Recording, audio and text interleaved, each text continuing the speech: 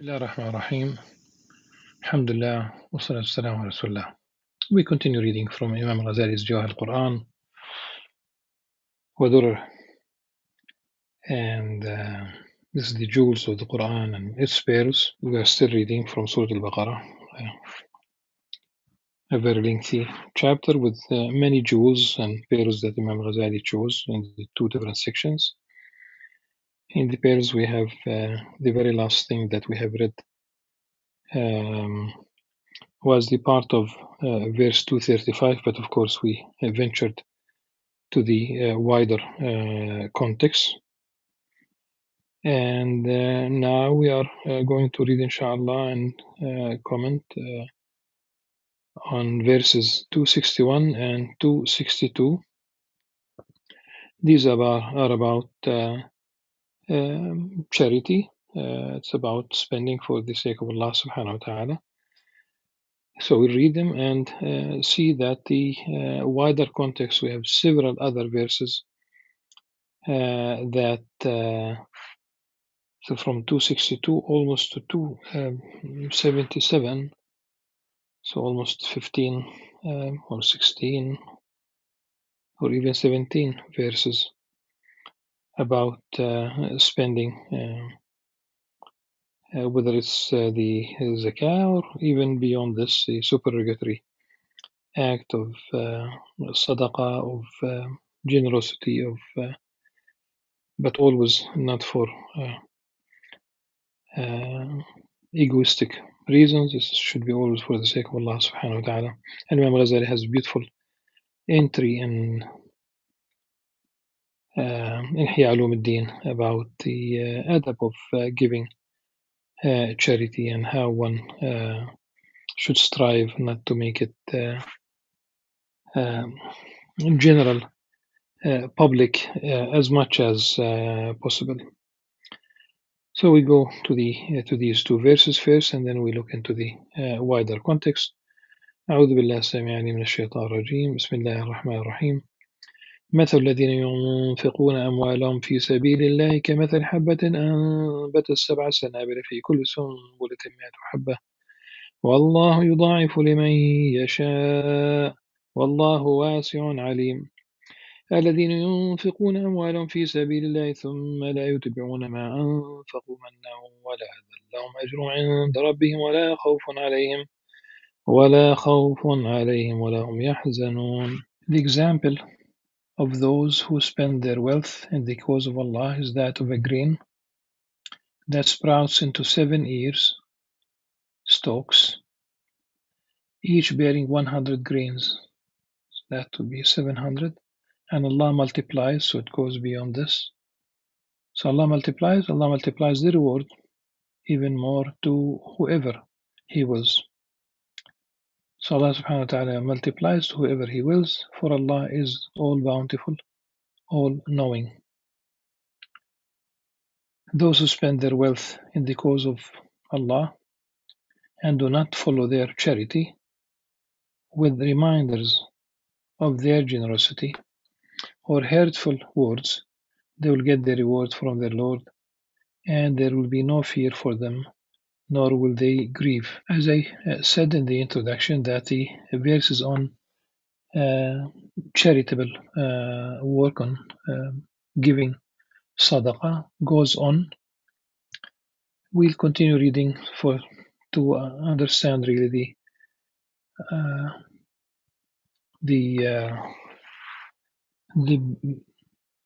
wide context, where we have many verses about charity. Kind words, because in the previous verse 262, one should not really remind others of their generosity, especially if it's really to individuals or to families. It does hurt to remind them of don't expect work or effort from the one who receives your charity to do you favors and what have you. Then it's not charity. It's a trade. It's a business transaction. 263 kind words and forgiveness are better than charity followed by injury, and Allah is self-sufficient, most forbearing. قول معروف ومغفرة خير من صدقة يتبعها أذى والله غني حليم. O believers, do not waste your charity with reminders of your generosity. يا أيها الذين آمنوا لا تبطلوا صدقاتكم بالمن والأذى.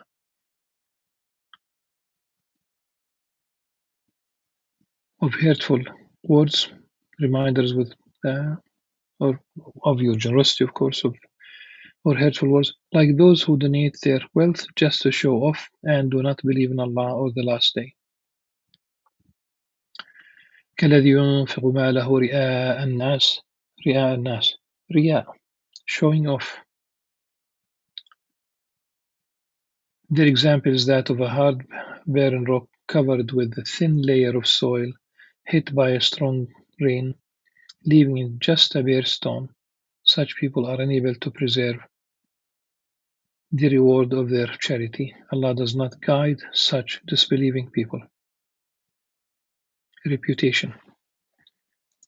One of the most famous acts of charity before Islam was that of Hatim al-Ta'i, and it became proverbial, أكرم من حاتم,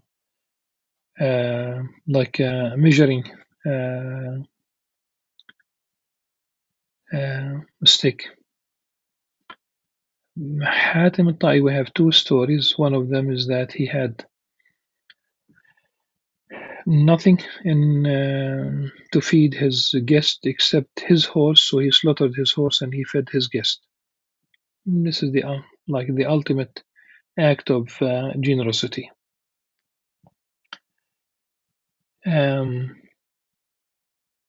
In both stories, anyhow, it's he literally feeds the hungry, the needy, but it seems that he mentioned that he wants to be mentioned, and that's exactly what he got. This is before Islam, during the time of Jahiliyyah, time of ignorance, which still had, this is a very important topic unto itself, the Jahiliyyah was not 100% like every act the Arabs did was bad or negative. No, they were generous, they are still generous. It's the generational, like people transfer their habits of generosity, their culture of generosity, and it does have favorable political implications. We have two things. One of them is that Al-Jahid, for example, wrote a book, Al-Bukhala, about those who are not generous, they are stingy, they are misers. So it doesn't mean that the society is devoid 100% of those, but the overall picture is that of generosity, and I know that it's out there. Alhamdulillah, it's very beautiful. I remember that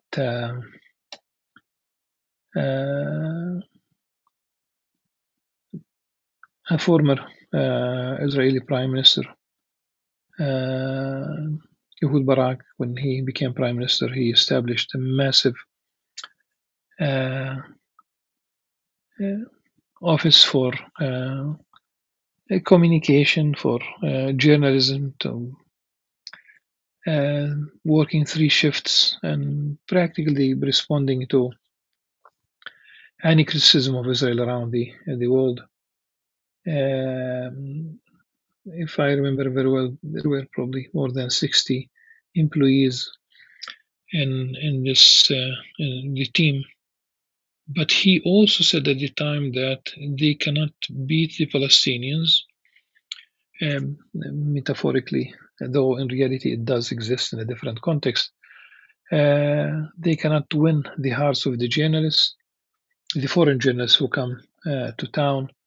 because the Palestinians open their homes. That's hospitality. They host the journalists. Just people who pass by, they just host them. They just it's not that they want anything from them. It's the hospitality that I'm fully aware of. You said that the Palestinians do. They have that possibility. They don't. That's their business anyhow. So it's a beautiful trait. This is not the only one. They would say the truth. They were courageous. They so the age of Jahiliyyah. Of course, there were bad things, and this is why it's called Jahiliyyah, the ignorance, and especially when we talk about polytheism, idol worshipping, with other social bad, unacceptable phenomena. So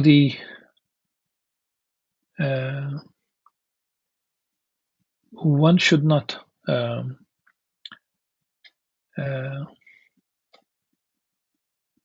prevent the act of charity from generating hasanat, good deeds, by having that kind of egoism in the picture. If you can make it, if you can donate, or if you can tend to needy families without anybody knowing, then you should. Don't share that even with your own family. It's just like you try to prevent the ego from being nurtured by being mentioned as a charitable person, etc.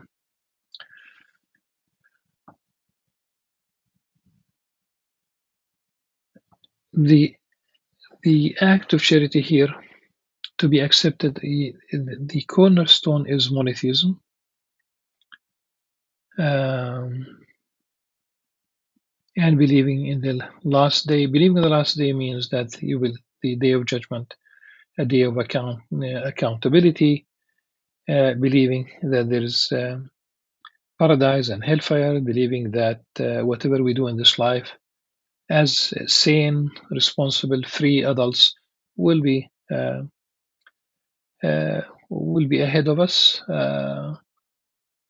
Everything is there in a record, and no mistakes at all in this record. But it's monotheism, and it's not what you say about monotheism in the sense of there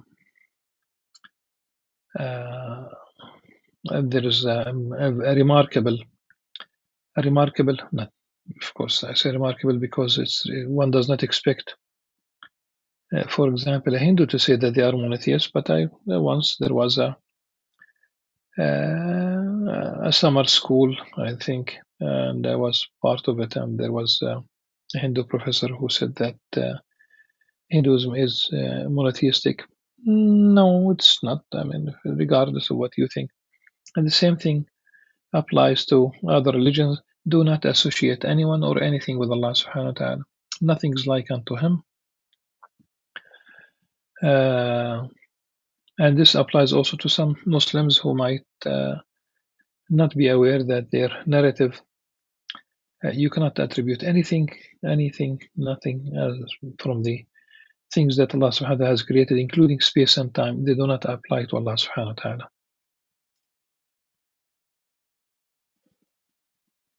So it's you need the faith to be the cornerstone, and if you happen to subscribe to a worldview that, to a religion, to a theology that where polytheism, one way or the other, is part of it, then I think it's time to rethink and it will never be revealed. Polytheism is never revealed. Allah subhanahu wa ta'ala, God does not ask people to associate anything or anyone with him. The opposite of those who spend for egoistic reasons are those who spend for the sake of Allah subhanahu wa ta'ala. And the example of those who donate their wealth seeking Allah's pleasure and believing the reward is certain is that of a garden on a fertile hill. When heavy rain falls, it yields up twice its normal produce. If no heavy rain falls, a drizzle is sufficient, and Allah is all-seeing of what you do. ومثل الذين ينفقون أموالهم ابتغاء مرضات الله وتثبيتا من أنفسهم كمثل جنة بربوة أصابها وابل فآتت أكلها ضعفين فإن لم يصبها وابل فطل والله بما تعملون بصير. So the reward is multiplied, but it has to be for the sake of Allah subhanahu wa ta'ala. But every act, this is the issue. It's not about charity, it's not about the sadaqah only. Every act should be for the sake of Allah subhanahu wa ta'ala. The Imam, the Abid, the Imam, the Al-Muhasibi, he got this name from Hisab, from holding himself accountable. And you just do that every single day. Look at what you have done during the day before you go to bed, before you sleep, and think about the things that you have done. If you have done a mistake, ask Allah subhanahu wa ta'ala for forgiveness. If you have done something right, ask Allah subhanahu wa ta'ala to accept and to make it pure in the sense of without egoistic attachments, if you will. There is an injunction, an invitation to spend. O believers, donate from the best of what you have earned and of what we have produced for you from the earth. There were those who would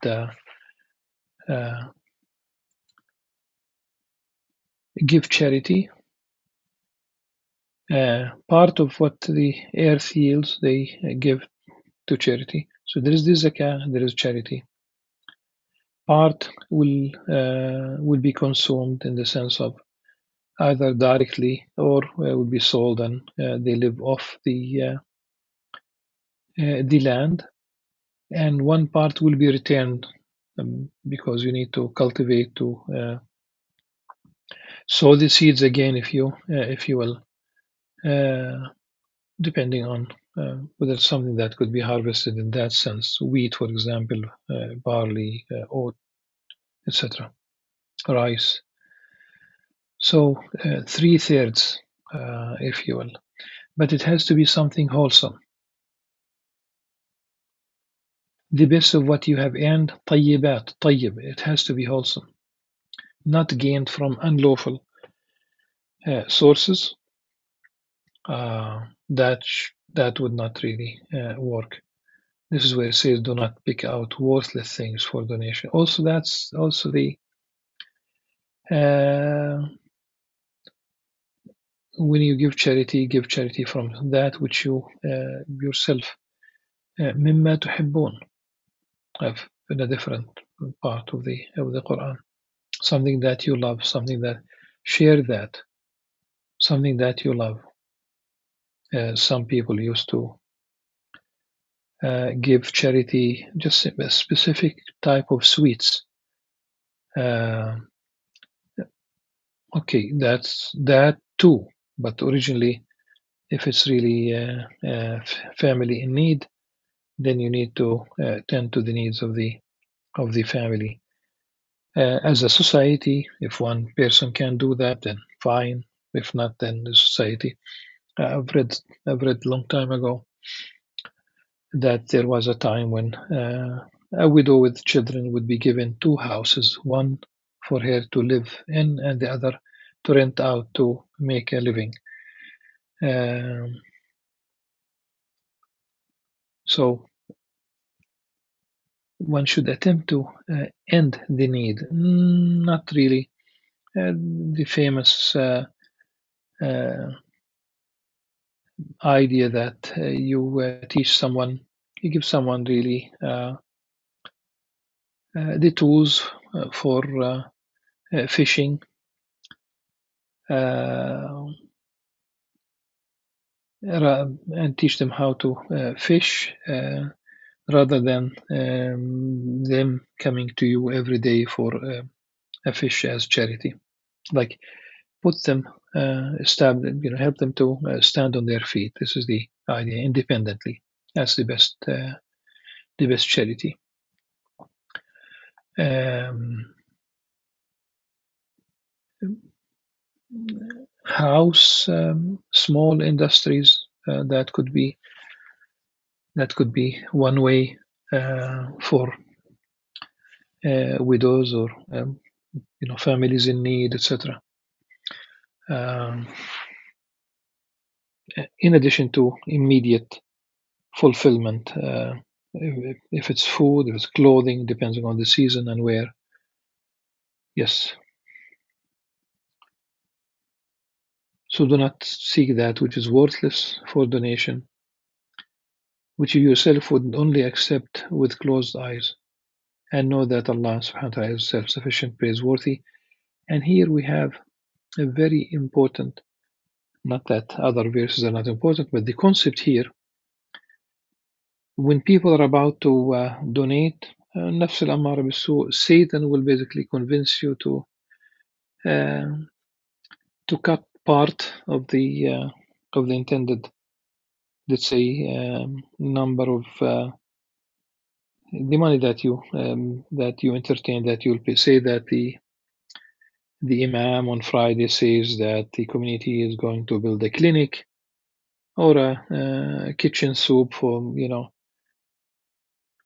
and the number 100. I say 100 because whatever the number is, it's always 100% at that moment. So the number that crosses your mind, your heart, is that you are going to donate 100 $100, 100 pounds, 100 dinars, dirham, whatever is the case. And by the time you reach the those who collect the donations, you might pay 50%, you might pay 25% of that original number. This is why, listen to this verse: الشيطان يعدكم الفقر ويأمركم بالفحشاء والله يعدكم مغفرة منه وفضله والله واسع عليم. The devil threatens you.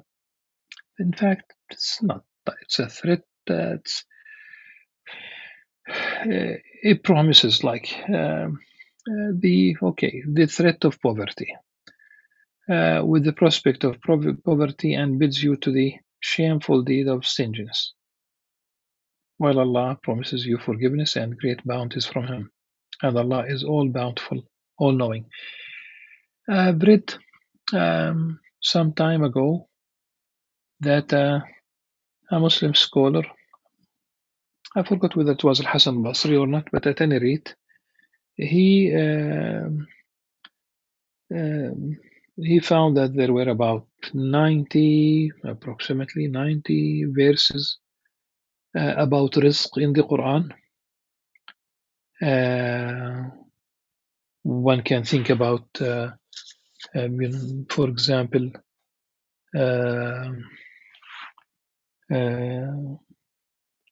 all the there are many traditions, but let's first of all speak about these. So we have almost 90 verses that talk about rizq. Allah subhanahu wa ta'ala promises sustenance, reward, that Allah subhanahu wa ta'ala will replace what you spend for the sake of Allah subhanahu wa ta'ala. وَمَا أَنفَقْتُم مِّن شَيْءٍ فَهُوَ يَخْلُفُهُ وَهُوَ خَيْرُ الرَّازِقِينَ. This is from Surah Saba, for example. So we have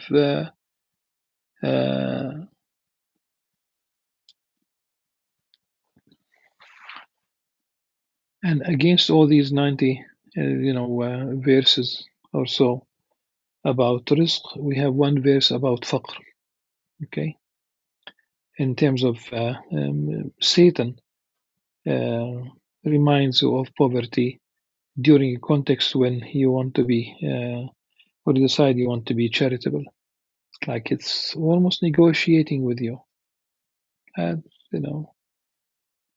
50 is enough, 25 is enough, etc. And an ongoing internal negotiation in order not to spend the 100% that crossed your heart originally. Think about the following prophetic traditions about uh, charity.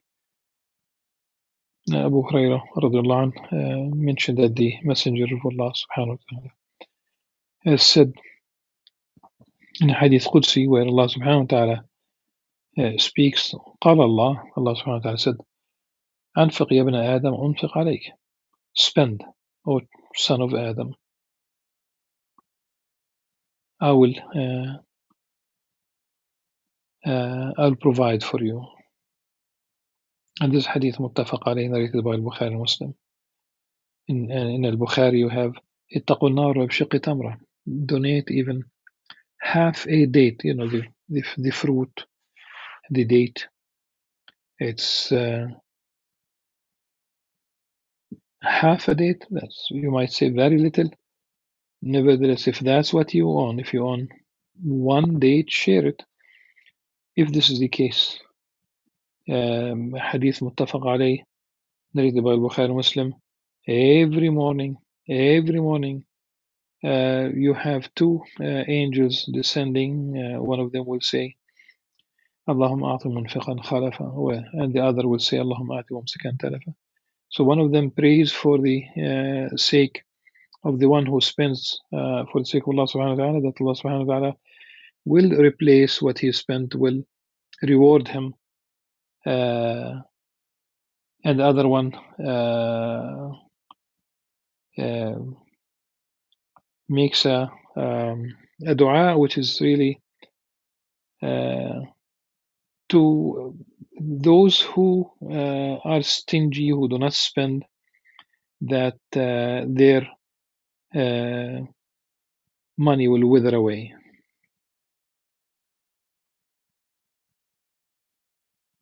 And the virtue is, and this is not a mathematical virtue really, in terms of spending. The virtue is, it's always in these cases, and not every virtue is falls between the golden mean, if you will, between excess and deficiency.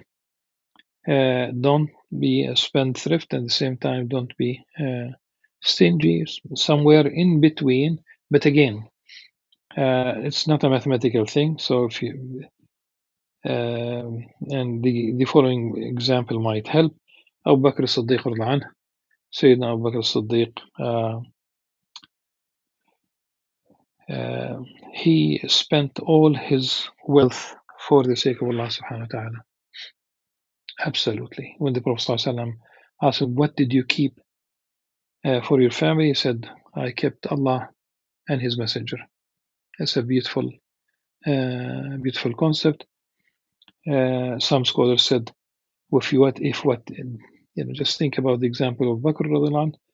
If what you spent is in the right cause, then it is not spendthrift. It's not israf. It's not tabdir. If it's for the right thing. If it's for the wrong thing, no matter how small, it is spendthrift. It is tabdir. Think about it. In the Quran, we have a couple of verses that, for example, in Surah Al-Furqan, وَالَّذِينَ إِذَا أَنفَقُوا لَمْ يُسْرِفُوا وَلَمْ يَقْتُرُوا وَكَانَ بَيْنَ ذَلِكَ قَوَامًا. Those who, when they spend, remember that this is part of the description of Ibad al-Rahman. One of them is that if they spend, they are not spendthrift, but at the same time they are not stingy, and they are somewhere in between. But qawama, It's the right position if you well, whatever you spend, Allah subhanahu wa ta'ala knows. Any amount, Allah subhanahu wa ta'ala knows about it. And we have a reminder in about whether one to make the donation public or private. إن تبدوا الصدقات فنعما هي. To give charity publicly is good, but to give to the poor privately, فإن تخفوها وتؤتوها الفقراء فهو خير لكم. If you give it to the poor privately, is better for you, and will absolve you of your sins. And Allah is aware of what you do. And let's say like something like this. If it's really, if there is like a fundraising dinner, for example, they are going to build a school or a clinic or a hospital or a public library, etc. And people might pledge. They might